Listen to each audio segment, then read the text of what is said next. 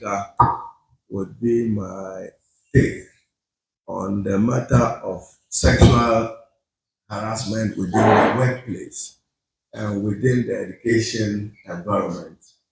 And for us to take note that there are situations where teachers may want to take advantage of learners, or even the teachers wanting to take advantage of their own colleagues in school. And the tolerance level should differ, even though as a rule it should be declared zero tolerance, unacceptable within the education space and within the education environment. There was a day where the president of 𝗏 jokingly said that if teachers want to do the thing, they should do it with their colleagues. And I reminded him that no, that is still within the school environment. But he was saying so in relation to the abuse of a learner by a teacher. So probably what he meant to say is that do it with an adult person, to paraphrase him rightly or wrongly. So Ruben, I should thank you for putting this together. Understand that some 98 schools have benefited from this, and we have had enhanced discipline in the schools that have benefited from it. So I trust that when you upscale this into the over 700 schools, discipline will be better, and the quality of education will be better, and the output of those who we train for the 21st century skills and competences will be better, and our country will be a better place to be. So ordinarily, I'm just passing through. I had to come through the headmaster seeking permission to enter his premises unannounced, because I was told that this important training was taking place in Ghanasco, which is within my 𝗘𝗱𝘂𝘂𝗿 constituency.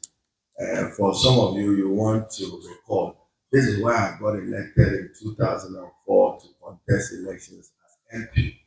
And I've since remained there in the last 21 years as member of So Ghanasco has a special place in my heart. And you know, it also produced the President of the Republic, John Mahama, and the First Lady, 𝗏𝗏 Mahama. I was there with them a few months ago to commission the smart classroom block.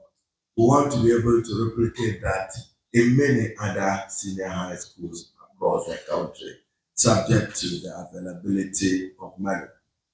But once we are discussing matters in relation to values, Ruben, I hope I have your permission to use your platform to respond to a major national controversy which is now being thoroughly discussed, and concerns are being raised surrounding the definition of gender and gender identity in Year 2 Physical Education and Health Elective Teacher Manual, developed as part of the secondary education curriculum, rolled out in 2024 and 2025.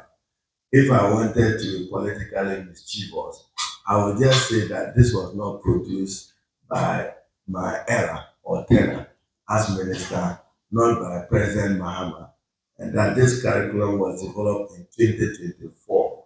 But what is important is to answer the question, what is it that is good for Ghana and good for Ghanaian teachers and good for Ghanaian learners? I've asked NACA, the institution responsible, to take full responsibility for the controversy and to remedy with urgency. And accordingly, I'm told that NACA has determined that the definition of gender identity contained in the manual is not reflective of Ghanaian values and culture and our norms. Accordingly, the following immediate steps, I'm told, have been taken. Directed that a recall of all the 736 physically printed copies of the Year 2 Physical Education and Health Elective Teacher Manual for senior high schools to a revised version of the Year 2 Physical Education and Health Elective Teacher Manual for senior high school, accessible via I'll give the address to you. So the online correction has been done and done appropriately. So nobody should be relying on the hard copies. And then also to remind us that the curriculum is dynamic and regularly updated to reflect current standards and trends. All revisions and updates will be reflected in the online version available at www.curriculumresources.edu.gh. So when you go there, you will know what is applicable and what must be instructive and what must be in use. Now, accordingly, my directive